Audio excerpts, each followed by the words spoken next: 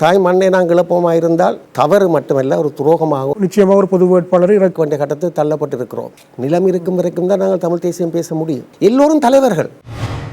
பொது வேட்பாளர் விடயம் வருவது மிகவும் ஒரு சிறந்த விடயம் என்று தான் கூற வேண்டும். ஏனெனில் இவ்வளவு காலமும் நாங்கள் வாக்களித்து 2010 ஆண்டாக இருந்தாலும் சரி, 2015 ஆண்டாக இருந்தாலும் சரி, 2019 ஆண்டாக இருந்தாலும் சரி, பௌத்த சிங்கள வேட்பாளருக்கு வாக்களித்து இறுதியாக நாங்கள் முற்றுமுழுதாக ஏமாற்றப்பட்டுள்ளோம். அது மட்டுமல்ல, தொடர்ந்து பார்ப்போமா இருந்தால் எங்களுக்கு இந்த வாக்குறுதிகளை எவையுமே நடைமுறைப்படுத்தப்படவில்லை. கூறப்பட்டது நல்லாட்சி காலத்திலே முற்றுமுழுதாக எங்களுக்கு ஒரு தீர்வு வரும் என்று. ஆகவே பாராளுமன்றத்தை அரசியலமைப்பு சபையாக மாற்றி 4 வருடங்களாக பேச்சுவார்த்தை நடத்தி அந்த பேச்சுவார்த்தையில் இறுதியிலே ஒன்றுமே நடைபெறவில்லை. 75 ஆண்டுகளாக பண்டா செல்வா ஒப்பந்தத்தில் இருந்து டட்லி செல்வா ஒப்பந்தத்தில் இருந்து தொடர்ந்து பார்ப்போமா இருந்தால் அதன் பிறகு 87ஆம் ஆண்டு இந்திய இலங்கை ஒப்பந்தம், அதன் பிறகு பார்த்தால் 2002ஆம் ஆண்டு ஒஸ்லோ உடன்படிக்கை. இப்படி காலத்துக்கு காலம் ஒவ்வொரு விடயங்கள் முன்வைக்கப்பட்டு அவர்கள் ஒன்றுமே நிறைவேற்றப்படாமல் தொடர்ச்சியாக நாங்கள் ஏமாற்றப்பட்டு வந்திருக்கிறோம் என்பதை நாங்கள் கவனத்தில் கொள்ள வேண்டும். ஆகவே இதில் என்ன அடிப்படை காரணம் என்று பார்க்க போனால், நாங்கள் தமிழ் மக்கள்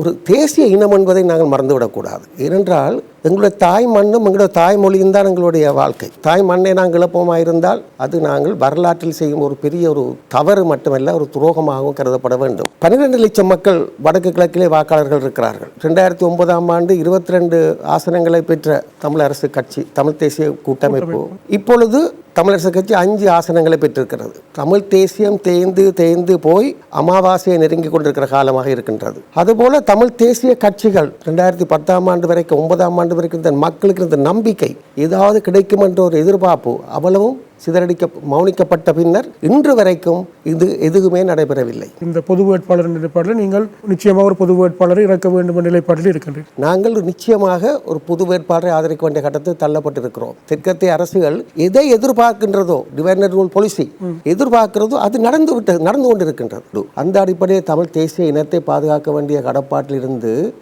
நீங்கள் கூறியது போல அந்த நிலத்தை நாங்கள் பாதுகாக்க வேண்டும். மொழியும் நிலமும் தான் எங்களுடைய 2 கண்கள். ஆகவே அந்த நிலத்தை நாங்கள் பாதுகாக்க வேண்டும். எங்களுடைய நிலம் அழியப்படுமா இருந்தால் நாங்கள் தமிழ் தேசியம் பேச முடியாது.